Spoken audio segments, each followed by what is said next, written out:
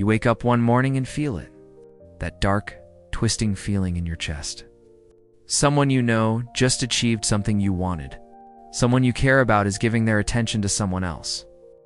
Someone is living the life you believe should have been yours. And in that moment, jealousy floods through you like poison in your veins. It clouds your vision. It tightens your throat. It makes you bitter, angry, and small. And the worst part is that you know it's hurting you, but you can't seem to let it go. This is the battlefield where most people lose themselves. Not in war, not in tragedy, but in the silent, insidious war of comparison, of envy, of wanting what others have and resenting them for having it. Jealousy is one of the most destructive emotions a human being can experience, and yet it is one of the most common. It ruins relationships. It destroys peace. It turns joy into suffering and love into possession. And the Stoics understood this better than almost anyone in history. Marcus Aurelius, the most powerful man in the Roman Empire, wrote in his private journals about the futility of envy. Seneca, one of the wealthiest men of his time, warned endlessly about the dangers of comparing yourself to others.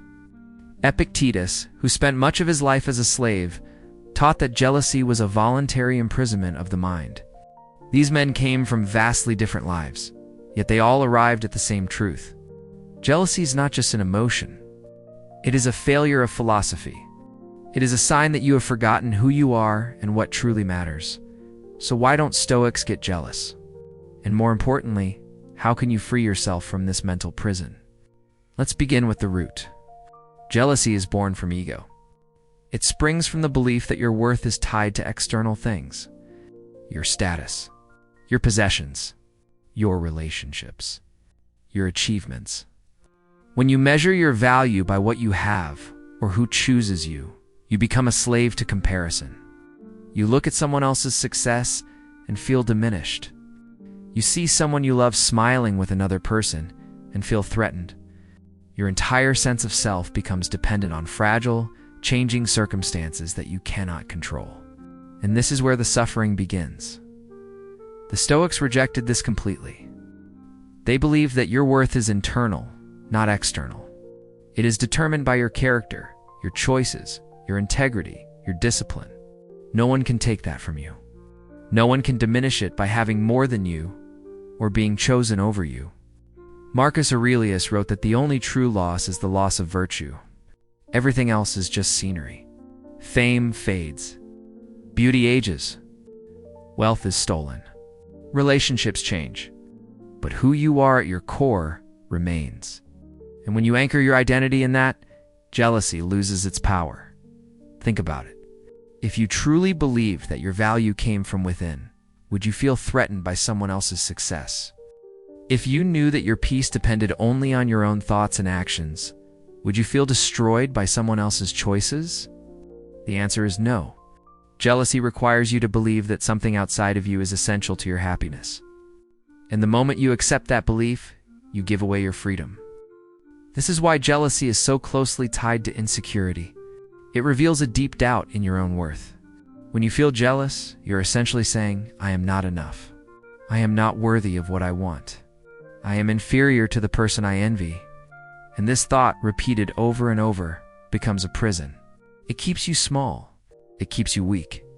It keeps you focused on everyone else instead of yourself. And while you are busy watching others, judging others, resenting others, you are wasting the most precious resource you have. Your time, your energy, your life. Seneca understood this perfectly. He wrote that we suffer more in imagination than in reality. Jealousy is almost entirely imagined suffering. You create stories in your mind about what someone else's success means about you. You imagine scenarios where the person you love leaves you for someone better. You invent futures where you are left behind, forgotten, replaced, and none of it is real. It is all a projection, a fiction your mind creates to torture you. And the tragedy is that this fiction prevents you from living fully in the present, from appreciating what you have, from becoming who you are capable of becoming. The Stoics taught that you must focus only on what is within your control. This is the foundation of their entire philosophy. And jealousy, by its very nature, is always about things outside your control. You cannot control whether someone else succeeds. You cannot control who someone else loves or admires. You cannot control how others see you or what opportunities come to them. All of that is external. All of that is beyond your reach. And when you tie your peace to things you cannot control, you're guaranteeing your own suffering. But here's what you can control: your own effort, your own growth, your own integrity, your own response to events.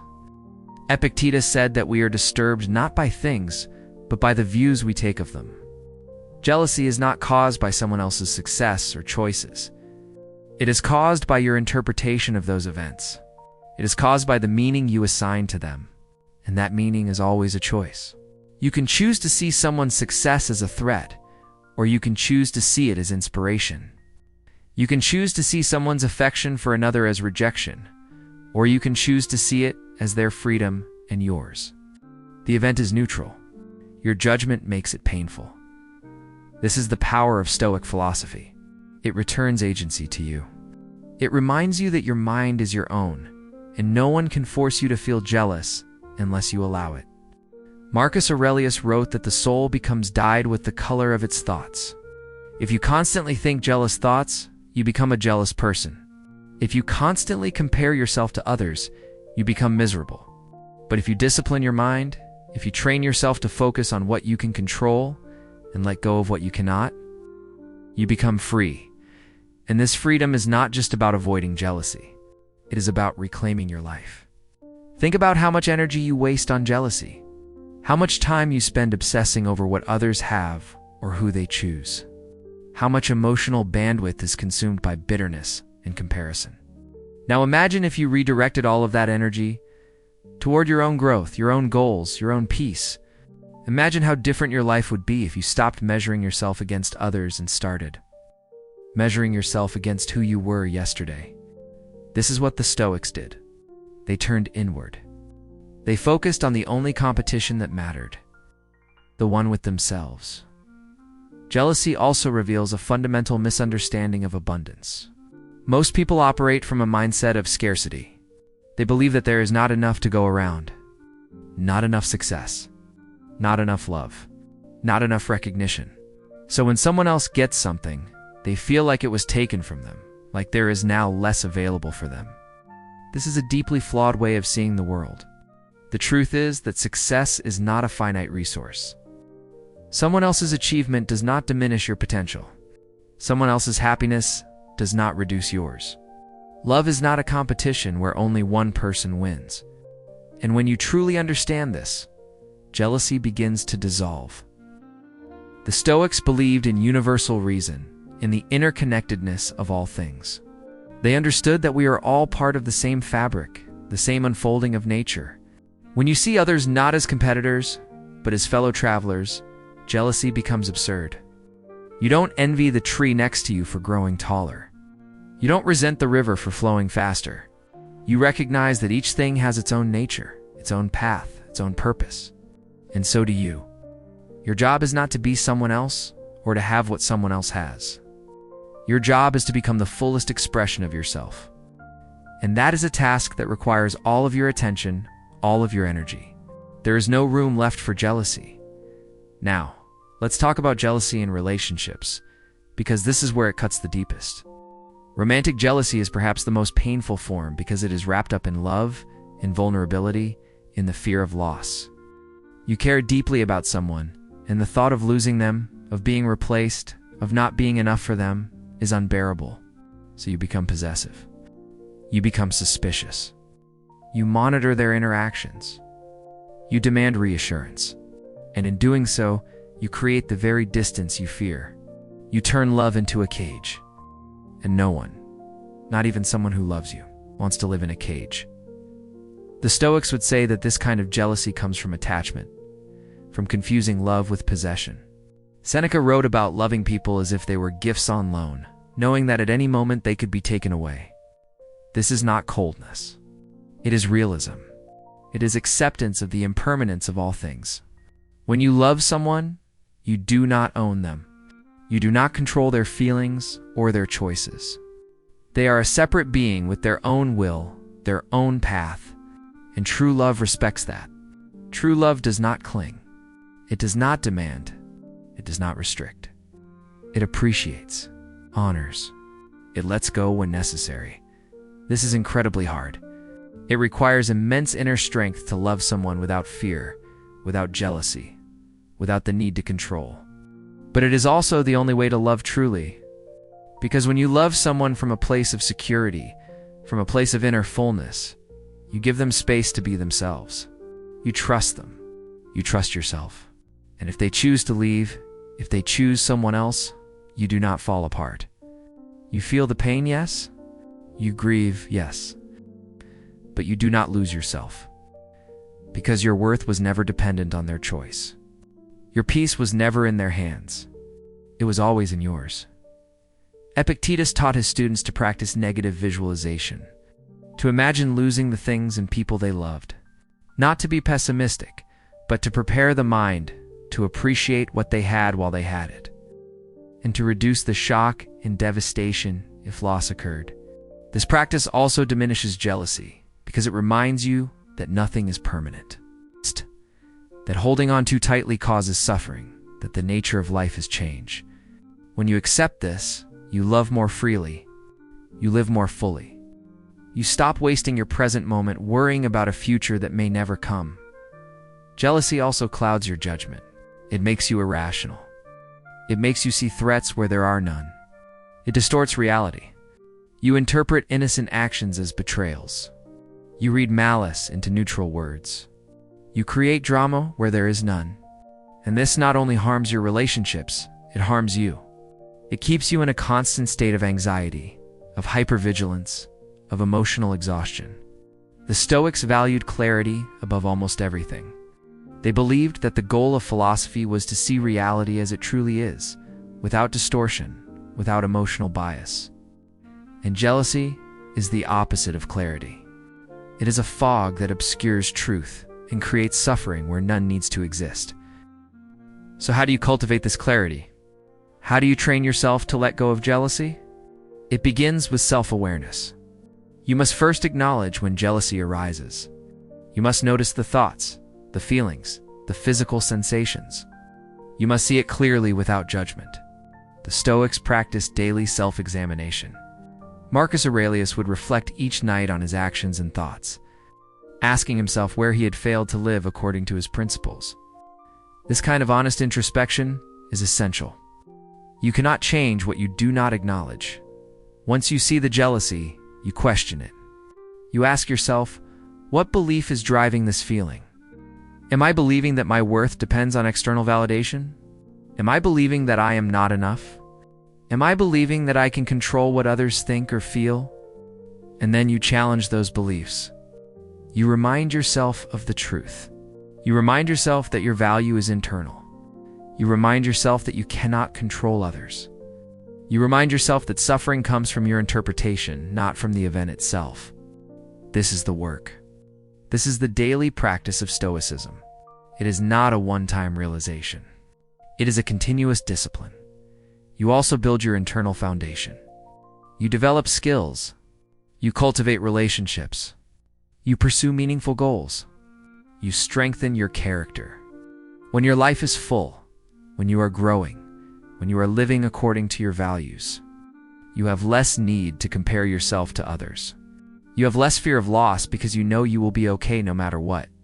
You are not dependent on any one thing or person for your happiness. You have created a life that is rich and varied and resilient. And from that place of strength, jealousy has no foothold.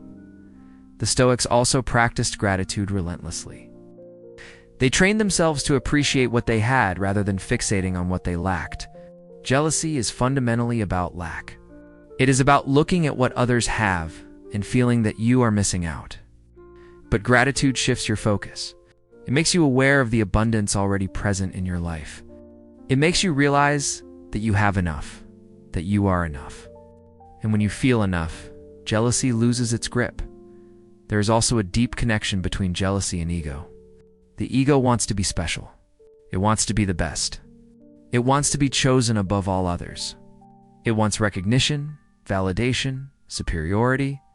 And when someone else gets those things, the ego feels wounded. It feels diminished. But the Stoics taught that the ego is an illusion, a construct, a story you tell yourself about who you are. And that story is fragile. It requires constant reinforcement from the outside world.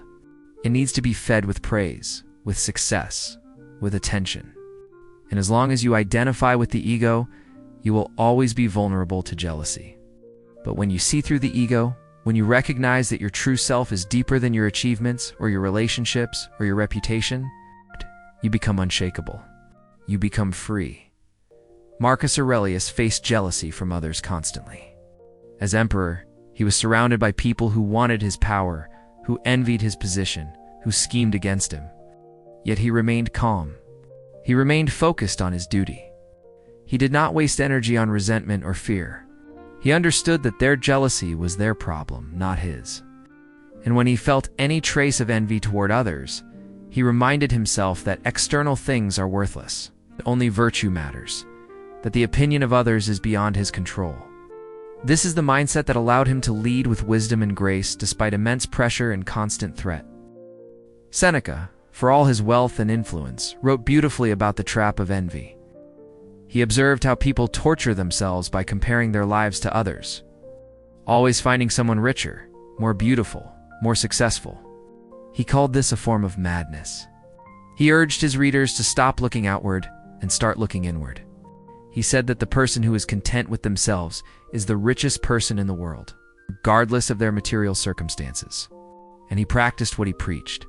Even when he was exiled, stripped of his wealth and status, he maintained his peace because his worth was not tied to those things. Epictetus, who knew slavery and hardship intimately, taught that freedom is a state of mind. You can be a slave in chains and be free if your mind is your own. You can be a king on a throne and be enslaved if your happiness depends on the approval and choices of others. Jealousy is a form of slavery. It binds you to external circumstances. It makes you a prisoner of comparison. But you can break those chains at any moment by choosing to focus on what is yours. By choosing to define your own worth. By choosing to let go of what you cannot control. And here is the beautiful paradox.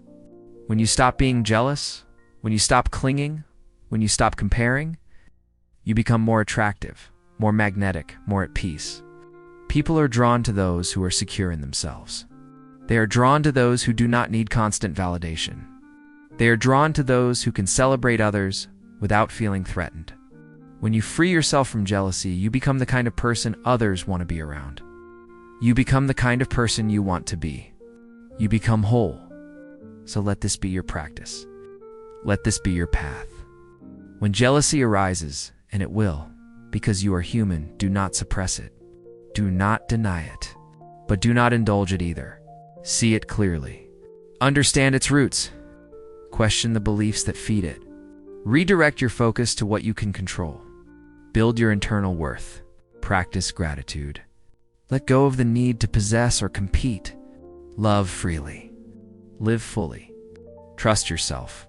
And over time, jealousy will lose its power over you. It will become a passing shadow, a fleeting thought, nothing more. And in its place, you will find clarity, strength, peace, and true freedom. The Stoics did not get jealous because they understood something most people never learn, that your life is yours alone. Your path is yours alone. Your worth is yours alone. And no one, no matter how successful, how loved, how admired, can take that from you unless you give it away. So stop giving it away. Reclaim your power. Reclaim your peace. Reclaim your life. And walk forward with the confidence of someone who knows that they are enough. They have enough, that they need nothing from anyone else to be complete. This is the way of the Stoic. This is the way to freedom. This is the way to a life without jealousy, without fear, without the endless, exhausting need to compare and compete. You are enough. You have always been enough. And once you truly believe that, nothing and no one can ever make you feel otherwise.